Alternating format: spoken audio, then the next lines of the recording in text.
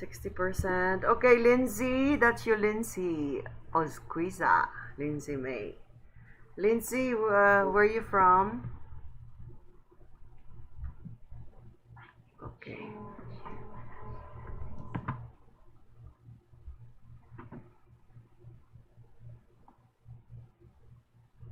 Are you ready? You're gonna start now? Yeah.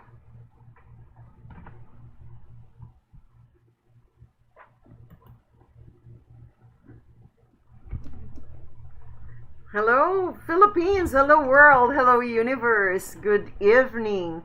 And you are tuned in or you're watching MK and Co channel. And tonight we'll be talking again, part two on what we have talked this morning. Personal boundaries you set to your romantic partners. All right, so but before I go further, kindly subscribe on our YouTube channel and don't forget to press the bell icon so you get notified for more video uploads from MK and Co. So today, we have a guest. We're honored to have you all, guys. And we have Mrs. Universe, Philippines, representing Valenzuela City, Miss Mucha, Christina Pases. All right? And say hi, Christina Mucha. Good evening, everyone, sa lahat po ng viewers ng MK and Co. Good evening, Miss MK. Good evening, Miss Pamela and Miss Lindsay. I'm so grateful to be here po. All right. Thank you. How about Miss Lindsay? Lindsay May, hi. How are you? Welcome to MK and Co YouTube. Say something about yourself. I think you are on mute. We can't hear you.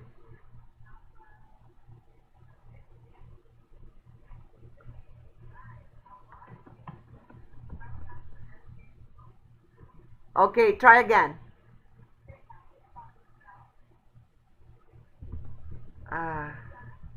Hold on, I don't hear her, Marge. Okay, try again.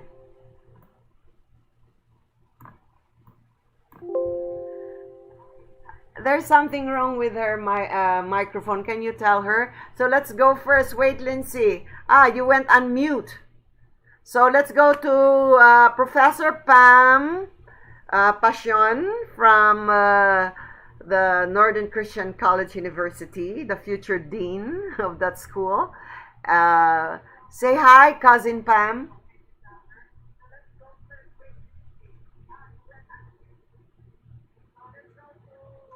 Hi, Pam. Go on. You're mute. You're on mute. Unmute. Pam, unmute your. Yes. Hello, everyone.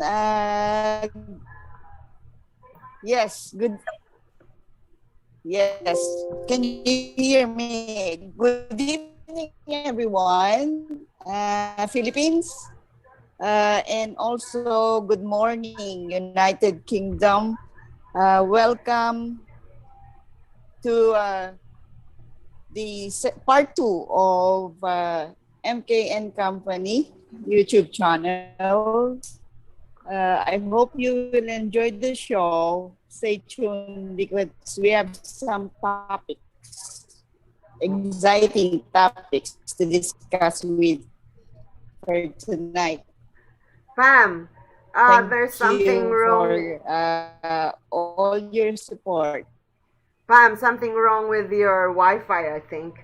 It's kind of low. I think you... And also to the participants, thank you, Margie, for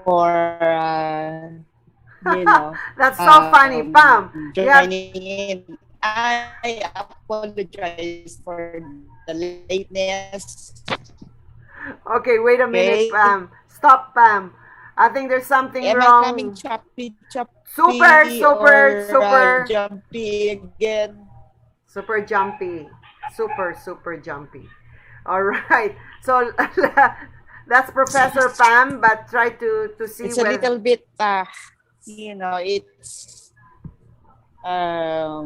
stormy here, but I'm still a bit jumpy. Okay, I think Pam, you might have to let the others speak first, and let's see how the Let me- wife. Let's see how your Wi-Fi is gonna be better later. Okay, let's welcome Lindsay. Can we hear you? Yes, hello po. Good evening po sa lahat. Can you hear me na po? Yes, very good. Yes. Okay. First of all, thank you po sa MK for inviting us or inviting me to be here tonight. Thank you po so much. And for Ate Mucha, I Miss Mucha and Miss MK po and Yes. ko. Thank you so much. Thank you so much. Yeah, Mucha, Miss Lindsay May is a friend of my PA, and she's a millennial, so it's good for her to join us. So at least she can contribute how a millennial would set her boundaries to her boyfriend. So Tagalog, so tayo nagbibigay ng boundaries sa sarili natin, di ba, Lindsay? Bago tayo makipag-boyfriend, dapat meron yung mga do's and don'ts natin, di ba? And yung mga must. And yung mga, ano ba sabi nila, pwedeng okay or not okay. So, that's what is our topic for tonight. Yung personal boundaries mo that you give or you set to your future boyfriend, future lover, or future partner. All right. So, yes, good evening, everyone. This is Marlene Krag, of course, your host for today. We're supposed to be 5, but the other one didn't make it. And it seems Professor Pam, Wi-Fi is not so good because she lives in Ilocos Norte. And there's a little bit strong wind and super strong rain out there. That's where the typhoon, I think, passed by. But anyway, going back to our topic, personal boundaries you set to your romantic partner. Let's start with Mrs. Universe Philippines Valenzuela, representing Valenzuela for year 2021. So, you said you are married for 16 years. 16 years. Yes. And 3 beautiful children with that marriage, right? Okay, so tell me first about your husband. Tell us about your husband so we understand better. So why there's a love? Because sometimes, so she's like this and she's like that. And tell more about yourself so people understand better, well, why you think the way you think regarding your personal boundaries. Okay, share ko lang po, no? When we were still bagong kilala pa lang kami, I was from extreme heartbreak. So, I didn't know na siya rin pala is from that same situation then with his ex. So, at that time, no, I was really praying na, kasi I was so in love with my ex. So parang siya yata yung first love ko. So I was really finding it hard to accept the fact na naghiwalay kami. So I was really praying for courage to move on and to not look back at that time. So kasama rin sa prayers ko at that time is that kung bibigyan ako ng guy, sana siya na yung the one. And syempre may mga kasama pa na doon. Mga descriptions like sana smart, sana caring sa akin at saka sa family ko kasi very important para sa akin na mahal niya ako, mahal niya din yung pamilya ko. And lastly, yung pasensyoso. Kasi patience is not my virtue before. So I was really praying for a guy who would really show me patience and unconditional love. Wow. So if you would compare it to the first one that broke your heart, right? To this man that you married to. So what sort of boundaries did you make or did not make? That's why that relationship broke. To the first one, let's say to the first one, did you set any boundaries? Since second boyfriend ko lang yon, so parang wala pa ako sa ganun thinking na I should set boundaries. Talagang na-fall ako. So I was really not thinking at that time. Basta love ko siya, ganun. Yun yung ano ko, yun yung point of view ko at that time. So, But itong boyfriend ko na pumalit, nung nakita ko siya, sabi ko, teka, kailangan ngayon may mga criteria, may mga categories na kailangan pumasok siya doon. Otherwise, mamahalin ko muna ang aking sarili at ako yung magiging single muna. Kung hindi siya swak din. okay, going back to that ex. So, why did you fall in love with him? Ano ba yung criteria that he had that you made yourself fall for him? Well, number one po, pogi siya. And the number two is he's a very good basketball player. Oh. So, Talagang, alam niyo naman po pagka sportsman, di ba? Parang yung mga girls, pag magaling mag-shoot, ay, nakakakilig. Yeah. Parang ganyan. So, and then, ano ko rin siya, parang long time crush ko siya. So, parang nung napansin niya ako, parang, ay, ito na ata yun. This is love. So, was So, he... blinded ka na dun So- sa mga ganong So, superficial. was he your college batch or going to the same school? Kababata ko po siya. Childhood Childhood friend. friend. All right. So around the neighborhood when there's a Valenzuela fiesta and there would be some shootout of basketball or there would be competition. Ako po yung muse nila sa basketball Wow. team. and he is the Yes. captain. Yes po. You call it ba Captain Ball? Team cap. Yes. Team captain. Okay, so for you, siguro, let's analyze it, no? So, sometimes we just fall for the physical reasons of our, Yes. iba yung attraction natin is physical, which is true. Lagi naman physical muna, di ba, Lindsay? So, kasi sa stages ng relationship, yan yung una, attraction. And then, nag-connection ba kayo? Did you start to get to know him and acquaint yourself with him? Yes po. Yes naman po. Rapport? Kaya lang talagang love is blind, Miss MK. Kasi I know that he's a playboy, but I still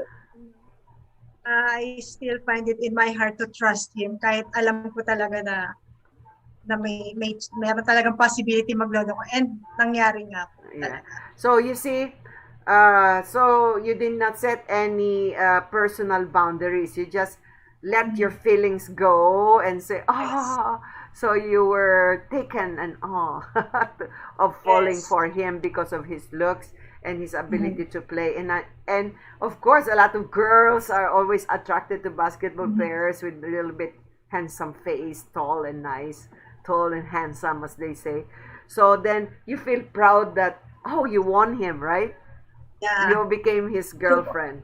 But how long did Yes. it last? 1 year lang po. 1 year. See, you did not Yes. set 1 year na parang Romeo and Juliet because my family doesn't like him. Because Oh, they know nga na he's a playboy. okay. So you did not set any boundaries. Go lang sa emotion. Go lang. And how old were you? I was 19 at that time. Yeah, at that age, we don't know what boundaries mean. Yeah. Like, hey, that's what my heart tells me. They say it's not wrong to fall in love. You must be the one. Okay, so now we go to the number 2. So in this man that you married, or you got married to now, 16 years with beautiful children. So, what boundaries did you give to him or to give to yourself? The second time around naman, medyo iniba ko naman yung style. So, I followed my parents' advice na if he's really serious about you, let him court you at home. So, sobrang strict po kasi ng mga elders namin and my parents. Kasi my dad used to be a soldier. So, ayaw niya nung nag-meet kayo sa labas, ayaw niya na nag-date. With all honesty po, at the age of 19 or 20, I haven't experienced going out on a date. Wow. Ganun po sila ka-strict. So the guy should go to our house and court me there and stay for about 30 minutes lang. May timer po yun. They cannot stay longer than an hour. And then, uuwi na sila. So, this guy, the second guy, ginawa niya yon, and then nakita ko talaga yung sincerity kasi I'm a morning person, siya naman night person. So, sa gabi siya gising, which is parang minus point sa mga elders. Kasi may connotation kasi before na when you're up at night, parang maloko or baka nagda-drugs, kaya hindi nakakatulog. But may manliligaw back then was naman talaga siya, matino. He's a fine man. So, nagkataon lang talaga na talagang pang call center talaga yung body clock niya. So, gabi siya gising. So, nakita ko yung sincerity niya kasi kahit nagagalit na yung mga lolo't lola ko sa kanya, talagang pupunta pa rin siya sa bahay, tatry niya magmano kahit hindi iwasan siya nung lola ko na pag every time na magbati siya or magmamano siya, lumilihis ng way yung lola ko. Ano siya, tuloy lang siya. Pupunta pa rin siya every night, nagpapadala ng food, yung mga ganyan, mga thoughtful stuff na ganyan. So parang sabi ko, mukhang iba to. Kasi some guy would never come back. Pag pinaringgan ka na ng mga elders na, ano ba yan, gabi na, hindi pa nahiya. Yeah. Hindi na babalik yun, pag ganun. Kasi he would feel, shame. Yeah. So, what can you name the real boundaries that you set to yourself this time? I have, at that time, number one talaga sa akin is honesty. Dahil nga, meron na nga akong history na broken heart ako dahil nahuli ko yun, yung ex ko with other girl. So, number one is honesty. Number two is faithfulness. So, number three, communication is very much important. Kasi for me, sabihin mo na sa akin if you don't like me. So, tapusin na lang natin ng maayos. Kesa lolokohin mo lang ako behind my back without me even knowing about it. And then, respect, syempre. And freedom. Kasi for me, hindi ka dapat nasasakal sa relationship. Dapat both of you are growing separately kahit nasa relationship kayong dalawa. So how did you tell that to him? You really said you laid down your boundaries. I told him about I told him about my experience, my past experience. And then he told me naman na I'm not like that. I'm not going to do that.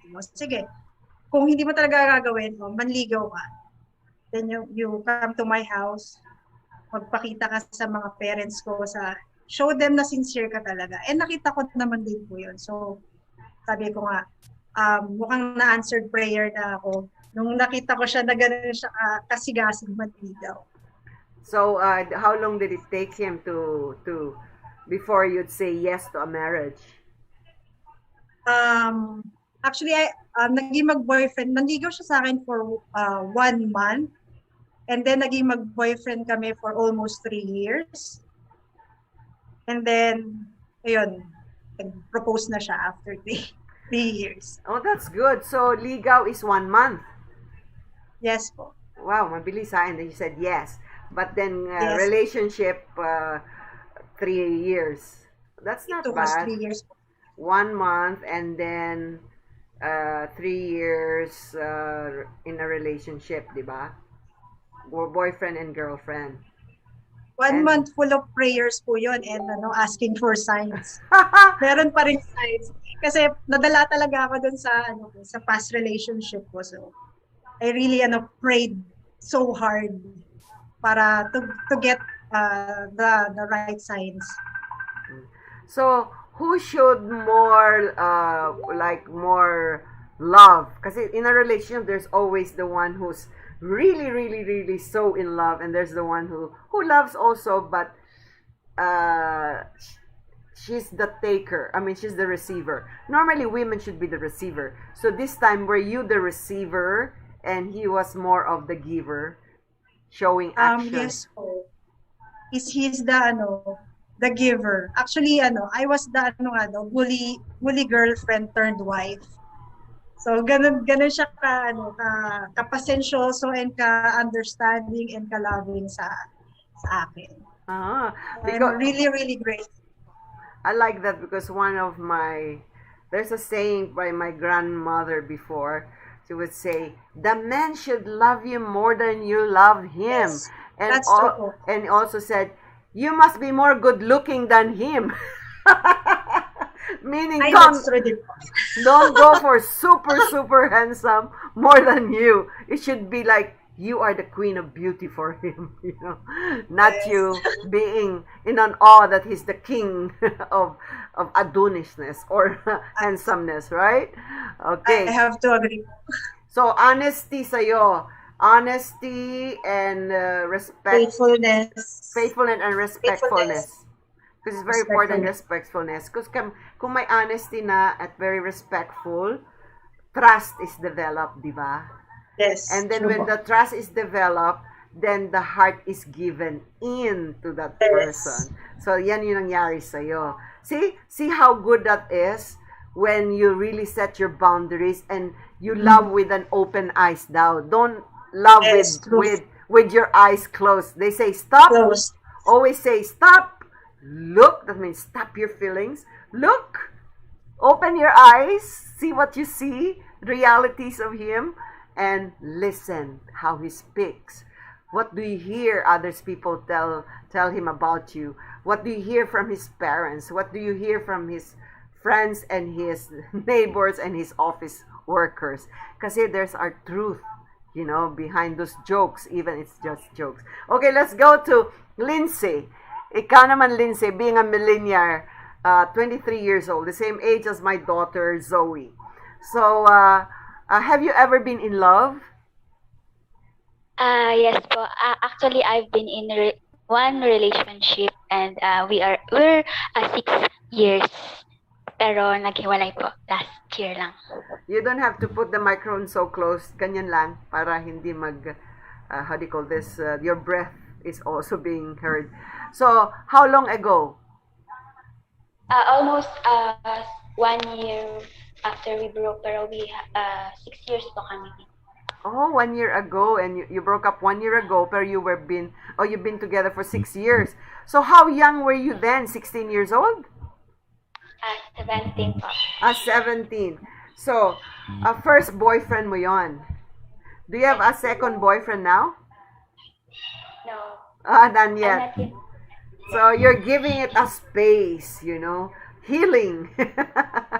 So this boyfriend of yours, how long did it take him for you to say yes, tayo na? Yes, we are girlfriend and boyfriend. Actually, back then we were best friends. And then nanligaw siya ng mga 1 year po. Since it was too awkward for us since we were best friends and then we turned out being lovers. So parang the trust, yung friendship natin, pa.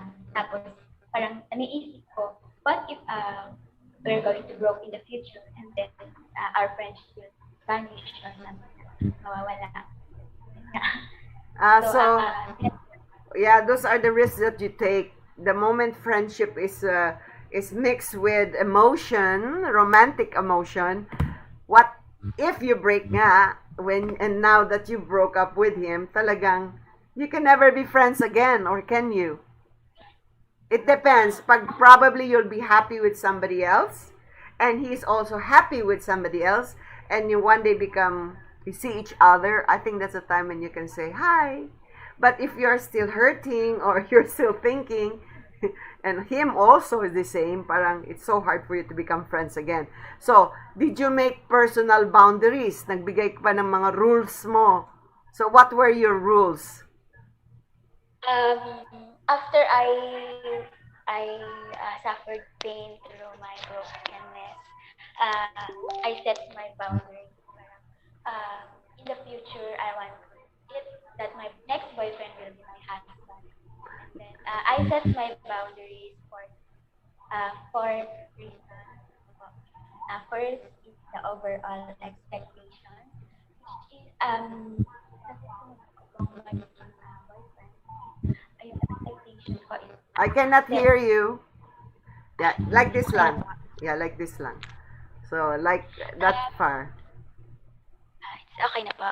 Yes. So, as I mentioned po, my first boundaries to set is overall expectation. Kasi mahirap po yung mag-expect ka sa isang relationship na ganito siya, ganyan siya, tapos mag-expect kang gusto mo ganyan siya, gusto mo ganito siya. But then again, you should accept him as a person na wala kang Expectations. Apa. So, And then no, I'm asking, how about nung naging boyfriend mo siya, nagkaroon ba kayo ng, these are the things you're not allowed to do, these are the things I'm not allowed to do, or meron ba kayong parang boundaries and rules to each other? Yung, I know the most common sa mga millennial is, I don't want you to be going out with other people. So, monogamous relationship yung tawag doon. Basta ako lang yung girlfriend mo, wala nang iba, di ba? So, ano yon? Ano yung mga rules mo? And that's why hindi na kayo ngayon kasi somehow it broke, you know? So, maybe some of your rules and your how do you call this, boundaries were broken by him or crossed by him. So, ano yung mga ayaw mo kaya kayo nag-break? Actually po, during our 6 years together, first po kasi we really are LDR relationship. So, for a year, twice or ganun lang po kami magkita. And then, limit lang po kami din sa time. Since at that time, medyo nag-aaral po kami. And I was a dean's lister. So, parang fino-focus ko lang yung pag-aaral ko. Parang binaboundaries ko siya. Like, priorities mo na yung pag-aaral natin. And then, the time na mag-uusap kami through communication phones is parang kulang nga po sa time since may mga priorities. Yun po yung binoundaries ko dati. And second po is yung family niya at saka family ko. Though okay naman po yung family niya at saka family ko. Though strict lang po kasi yung parents ko when it comes to relationship. Like being a boyfriend or in a boyfriend relationship. So, yung boundaries mo is, I must finish my education and you must wait. Diba? Yun ang sinabi mo. So, sino yung nakipag-break? You broke up with him or he broke up with you dahil no time, like really you're not developing into a closer relationship kasi you seldom see each other and eto ka, you still want to study and him naman, probably he wants to be with you more. Yun ba yun? So, who broke? yes. So, sino nag-break? You broke up with him or he broke up with you? Actually, I broke up with him first since yung loyalty po is questionable. And then, so, parang hindi na po siya, malabo na po siya for us kasi for now, masaya na siya sa iba. Since, yun nga po, as you mentioned po, yung time po namin is limited lang. So, ayun po yung nangyari. So, he started looking around. So, sabi niya, if you cannot be with the one you love the one you're with. Diba, Mucha? There's a saying, if you cannot be with the one you love the one you're with. So, yeah, especially mga teenagers. That's why I always tell my daughter before or friends of my daughter, sabi ko, how could you dedicate such feelings, strong feelings for someone who's only 18, 19? Oh my goodness, mag-iiba pa yung the way that men would see on women. What if you would be exposed to more women in the work, you know? And then eto ka na, you already cage him to be to be your boyfriend, right? So, ikaw naman, siya naman yung gustong i-cage ka. So, she wants more. Siyempre, if you are young, you must enjoy your youthful dating, have fun, partying, di ba? Displaying of emotion towards your friends. So, di mo rin siya mabiblame. But that's good. You made your boundaries. Study first. Sabi ko, we have to go to finish our studies first. I have to finish my studies before any strong emotion or to if I have to choose between my school and going fun and party, I'll choose my school. So yun basically ang ginawa mo. Yun ang kwan. And then yung loyalty niya, kasi tumingin na siya sa iba, right? It's so common. I see all the children of my friends or friends of my daughters that pag really they don't have so much fun together and they don't party together all the time, pag yung isa hindi lang nag-attend ng party, hala, the following day there's a news already telling everyone na, oy, she was kissing or he was kissing him or her. Diba? But that's good kasi you are one person na siguro you really have a focus, a goal in life. And tama yan. Mag-aral ka muna. Pag nakapag-aral ka na, you can choose any man you want. There's, as they say, ang daming fish sa ocean. Right, Mucha? Anyway. True po. So, bakit tayo nagsaset ng boundaries? Tayo nagsaset ng boundaries, for me, kasi that way, you know your values. Yung ano ba yung iba-value niya sa'yo kung hindi mo nga alam. So, when you know your values, gaya honesty, family, integrity, career, yung mga famous na kwan, yung progression, faith, connection. So, yung independence, ganyan, hope and faith, mga ganyan is very important kasi ang dami-daming mga values na gusto mo, di ba?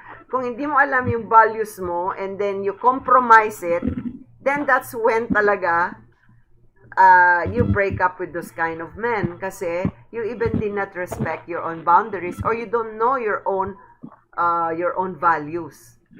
So, pag alam mo yung value mo, yung values mo, core values mo, there's something very noisy.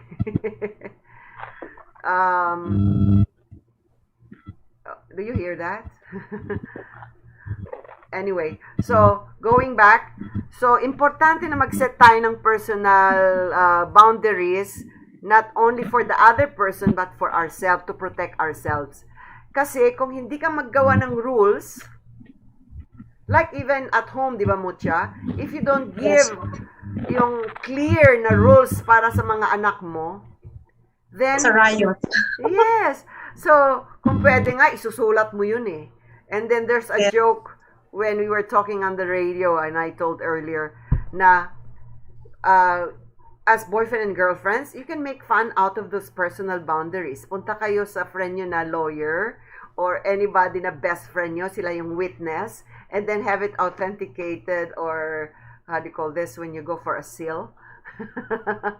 Notary. You have it notary, and then have your friends ask his best friend, your best friend to be witness. To sign as witnesses. Yes, I think that's so Yes, that's funny. I think I read that on a magazine or something, and this couple did that, and each time they said, "Here."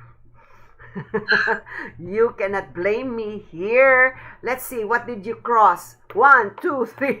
So, sometimes, then the other guy said, yeah, I'm sorry. Oh, sometimes I forget that. But, it's nice to really put boundaries para you don't blame yourself. Why? And you don't blame the other guy at the end.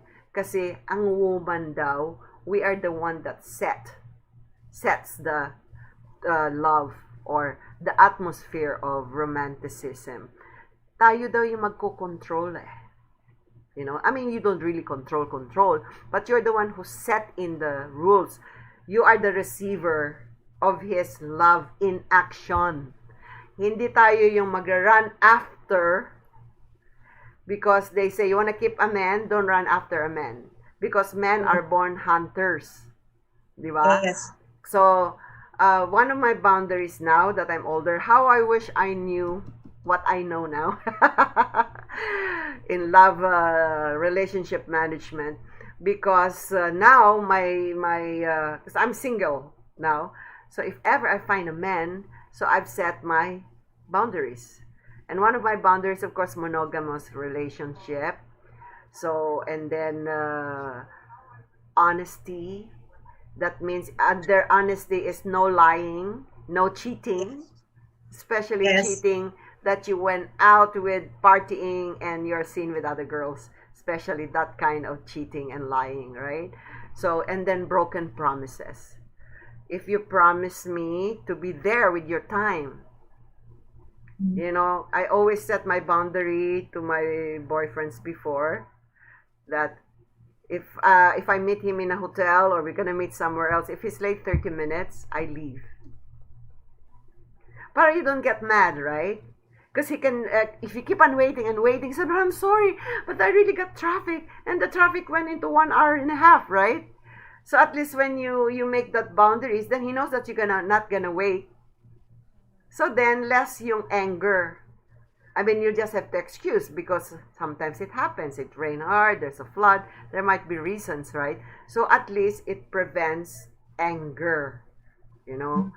So, yung boundary na yan. So respect for time, commitment to his time. No broken promises, not only broken promise that I love you na nanloko siya, but time.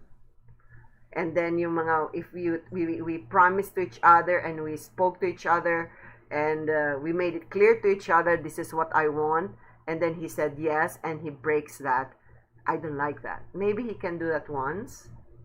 Maybe if he's really so cute and I might be so in love with him, maybe twice, pero 3 times then my respect is gone because wala na rin siyang respect. Diba? Because in my boundary also, the guy must respect me and my family. And respect the way I think. And respect my space. Tapos yung number 2 is trust. Normally, pag may respeto na siya, nakaka-trust na tayo eh. So, if I trust you, and then you broke the promise as I said, and or you cheated, you lied, then that will hurt me, the love falls. Pero pag continuous yung respect and trust, then automatically love stays. And love grows. Love grows. You know. So, yun lang yung boundary na simple na maganyan eh. So, bakit nga we women, dinesrespeto ka na, natanggal pa yung trust mo kasi he lied or he did something, why do we give them third chances? Or second chances. Actually, 1, dapat tama na. Diba? But if probably sometimes, 5 years na kasi kami, sige, another chance, second chance. Then we give another two second chance. And then when you're married to that guy, who disrespected you and who started to mistrust him, may kasawa na kami. Sige na, 3rd time, pwede pa, 4th time. Ganyan talaga siguro ang lalaki. And then we start to qualify their misdeeds. You know, or reason out, give reasons. So, it should not be. That's why kung yan ang boundaries mo, that's why when you have set the personal boundaries towards him and he understood it, at nakikinig siya and sabi niya, okay, I understand, yes, payag ako dyan, diba? So, in a relationship, at para wala yung power struggle, there's a noise there. Okay. Is it you? Why it's so noisy here? Anyway, so yeah, so first, that's why it's very important yung issue na to na personal boundaries. There's some music or there's someone. Do you have cell phone going on with you? Maybe somebody's calling. Ako yun. Malapit yung cell phone. I should make my cell phone away. Yours also. Anyway, so that's why I'm so an advocate for emotional intelligence and to make sure that there are women learn to set personal boundaries even to your friends, di ba? Ikaw ba, you will stay with your best friend forever if she lies to you, she cheats on you, and she does bad things to you? Hindi, di ba? May hangganan even ang friendship. Alright, so let me remove this. Maybe it's better that I have this. Can you still hear me? Yes. Can you hear me? I think that's good because we're only the 3 of us anyway. So, that's why, Lindsay, now that you're gonna look for the second boyfriend one day, personal boundaries, isulat mo na yung mga boundaries mo based on your core values. Tapos, meron kang the top list, lagyan mo ng cannot be compromised. Di ba? Red yan. Pag ginawa niya kahit one time, cannot be. Di ba? Would you trust a guy who cheated on you? I mean, nakita mo na they were together, kiss each other, they went to bed with each other. Would you be able to trust a man like that again? Can I ask you, Lindsay? As of now po, ay may trust issues na po ako sa mga boys since, yun nga, yung past experience ko. So, hindi So, mo na... mahirap po muna ngayon. Okay. So, how about you, Mutya? If you would What's the have... question? if you see your man go to bed with another woman, can you still make a compromise? I don't think so po. Kasi having had the same experience before, na nahuli ko nga siya na may other woman. Parang meron na talaga akong trust. So I think isang beses lang gawin sa akin, I will let go of that person. Yeah, ako din. That's why ako yung cheating, lying, dishonesty, and broken promises. And yan, kasama na yung monogamous. Those are my top list na hindi pwedeng i-compromise. Hindi ko pwedeng i-waiver. Diba? So, pag gumawa tayo ng kwan, I mean, for your children, you have a daughter, tell her to make a list. Meron yung orange, may red, diba? Red, yung definitely don't cross the street. High priority yon yung red.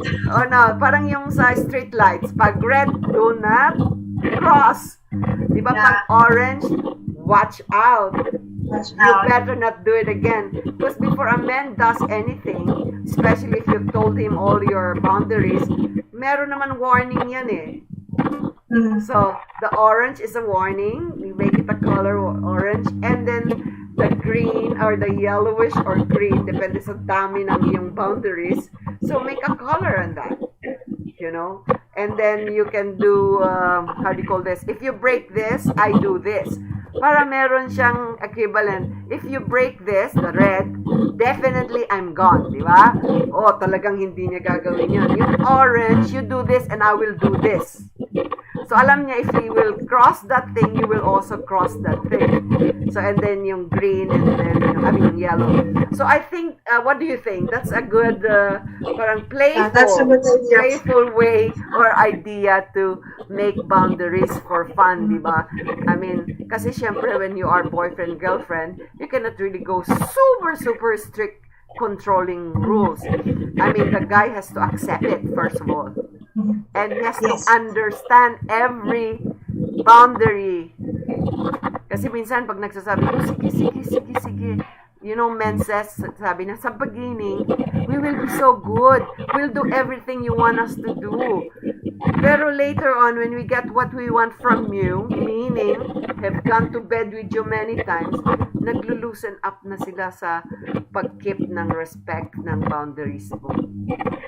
That's why you have to make sure na understood when you make your boundaries. And, I mean, if you would realize now, Mutya, you see, you made your boundaries very clear, right?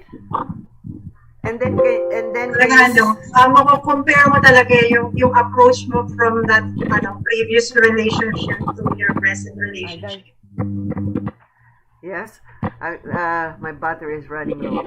Okay, so now do you see the difference that during the time that you didn't, from the time that you do now, and that's why it lasted because it's clear, di ba?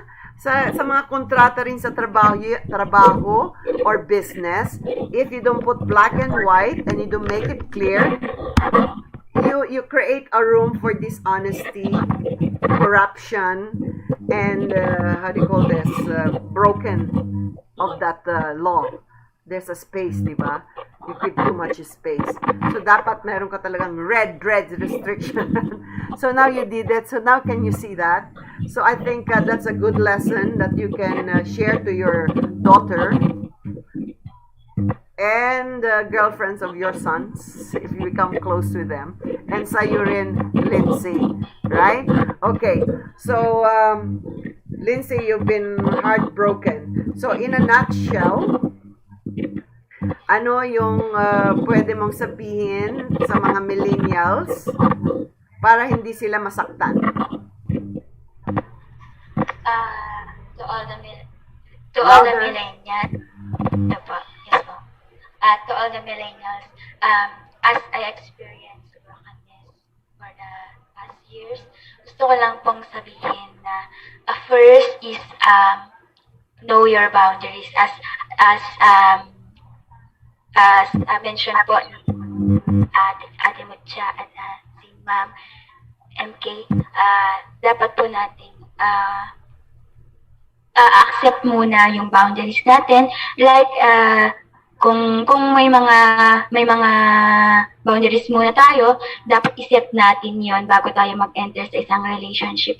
And if, una is dapat yung pag nag-enter ka sa relationship is bounded siya by God's grace or God's devotion, kasi pag sa relationship ka kasi with God's will and time, sa right time is parang nandun na yung pinaka true love na ma-experience natin. Yun nga, naranasan ko ning masaktan, and sa unang araw is parang mawawala ka sa sarili mo, yung mental health mo mawawala. And then, yung sarili mo, parang hindi mo alam kung sino ka sa first day. And learn to heal yourself lang within a time na kaya mo nang i-accept, na kaya mo nang i-bear yung pain. And then, to all millennials din, please also restrict and prohibit natin yung mga internet love ngayon. Kasi hindi natin alam kung genuine ba yung isang tao sa iyo. By internet lang siya nakilala. Although, dapat makilala muna natin siya personally and deeply. As we set our standards nga, may mga standards naman po siguro tayo. And then, yun lamang po sa mga millennials. And don't be too sexually extremely interactive. Parang yung pag ganito yung mga romantic, parang wag kang masyadong ma-engage romantically. Kasi yung feeling na in love ka ngayon, tapos bukas masasaktan ka, yung sarili mo yung mawawala sa'yo. Dapat mahalin mo rin yung sarili mo at magtira ka para sa sarili mo. Yun lamang po. How about sexual intimacy? Dapat i-avoid nila, di ba? Yes. For sexual intimacy, I said that before during our 6 years relationship boyfriend. Bale, as a Christian to, kasi ako Christian, nag-set ako ng boundaries na not too sexually impressive. Parang ganito, nagpapakita siya ng motibo na ganyan, na gusto niya maganyan, ganyan. And I set that standard talaga. Yun talaga yung pinireserve ko sa sarili ko, na kahit mawala man lahat, yung respeto niya, dapat nandun pa rin, na i-respect ka niya bilang i-preserve niya na in the future as ready na siya naging husband. Yeah, that's good.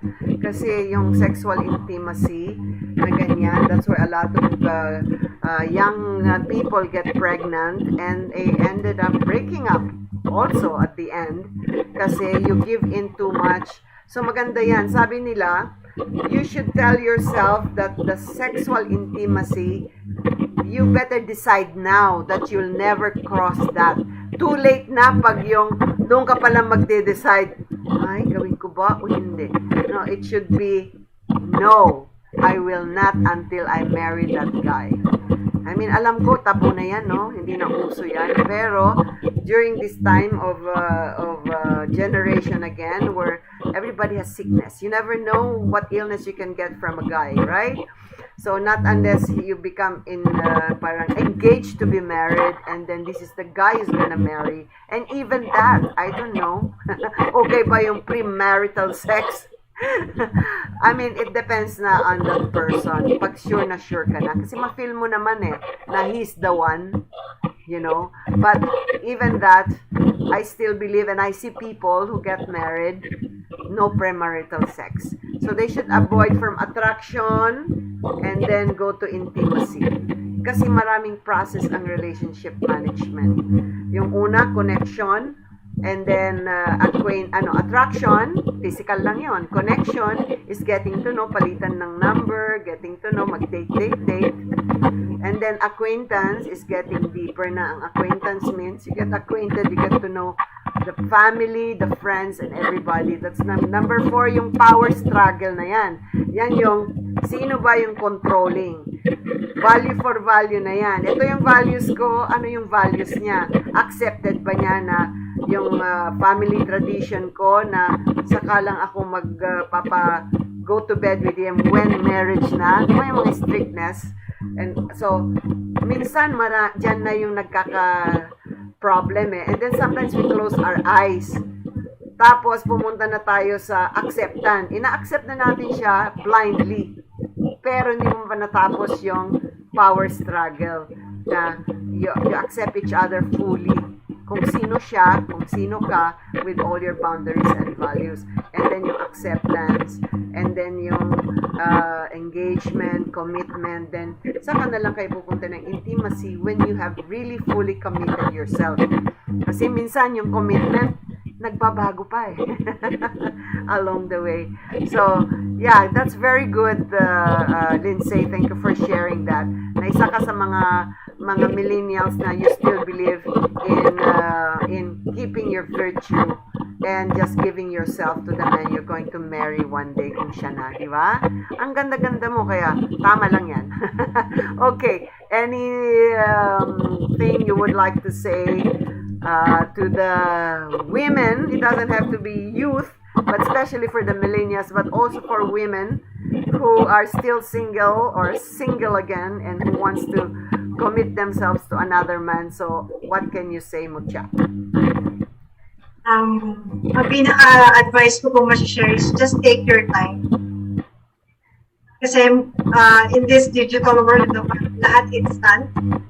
And we are, sometimes nakakalimutan natin na we should take one step at a time. Lalo na sa relationship, if you want this relationship to last, we really have to set boundaries. And to be honest po, when it comes to the sexual relationship, ano naman siya, for me, I really don't believe in yung to sleep together on your first date or on your second date. Ayan, isang As for me, boundary. very, very important po talaga sa akin to have a emotional attachment first. Kasi I need to trust him first na talaga bang deserving ba siya. And will he still respect you after that? Yes. And will the treatment be the same or kapag tapos na, wala na, goodbye na. So, I guess, talagang kailangan you have to hold on to your values. Di ba? Huwag mauna ang puso, unahin ang mind. Oo, akala lang natin, ito yung nagkukuhan. Actually, everything comes from here and it rules the heart, you know. They say, it starts with a thought, then it becomes an emotion, and then pag patalo ka ng emotion, wala kang control, then it becomes an action or a behavior. And then, it comes in the words and actions, right? So, always control. Ito pa rin eh. Hindi naman tutunay ito yung nagsasabi. It's actually all based in here. And then it goes into an emotion. Yeah. So, thank you so much. And talking about digital and it's so fast world because somebody asked me that it's okay ba ma-in love online? And okay ba maniwala ka ba pag sinabi, I'm falling in love with you, I love you, honey? Yung mga dating online, nag-love you na sila. Well, some though got married at the end after meeting each other. Pero I don't know whether it will last for how many years, right? Maybe they got married, but we don't know whether how long they gonna last.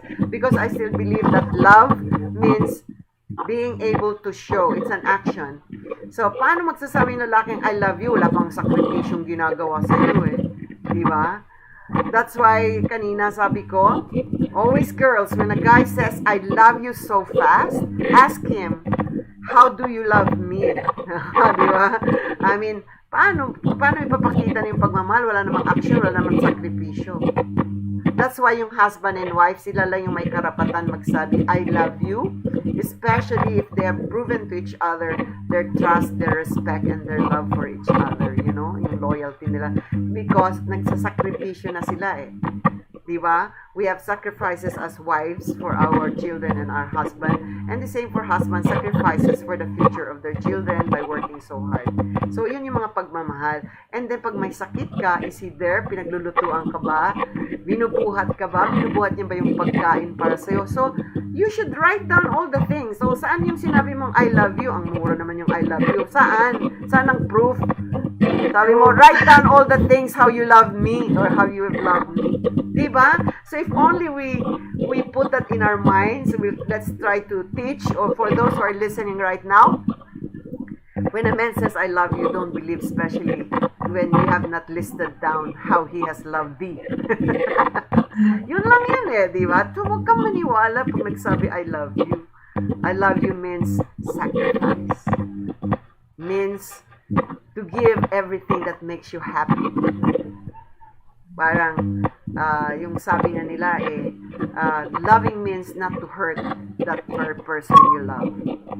Eh kung pinapalate na, di na nalilate siya lagi, nagpa-promise siya lagi, na-hurt ka lagi, why do you have to love a guy? Sabi ng one day my daughter said, why would you cry for somebody who doesn't love you? Sabi niya, you should ask yourself, is this a want or a need? Diba? So karamihan lang, it's a want. No, I want him eh, but do you need him? I mean, will you die if you don't have him? If you say, no, I don't die, then stop crying. Or cry a little bit. Anyway, so thank you so much, girls. Thank you, Lindsay, for sharing, especially Mucho. Thank you for being patient. Thank you for For the other two. I learned a lot tonight. Yeah, me too. And that's nice that this sharing is so nice. You know, your story is one reality of being able to keep your marriage because you set a boundary, right? Okay, so thank you. So we'll meet again, and I'll see you on July 31. Yes. Is it? And Lindsay, I will invite you again. All right, for millennial thoughts, because our children should hear what you're saying too. Thank you, and good night to everyone. Good night.